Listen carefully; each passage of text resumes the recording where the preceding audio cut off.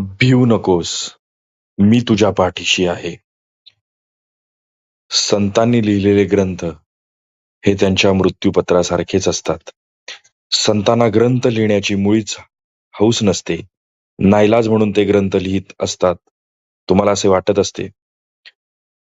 पण भविष्याच्या गोष्टींसाठी, भविष्य पिढीला मार्गक्रमण करण्यासाठी हे ग्रंथ असतात.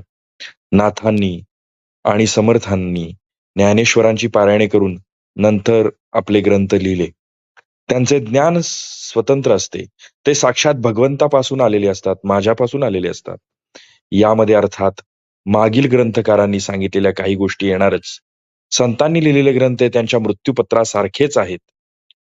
आपली मुलं चांगले वागतील अशी ज्या बापाला खात्री वाटते, तो कशाला मृत्यूपत्र लिहिल? तशीच ज्याला खात्री नसते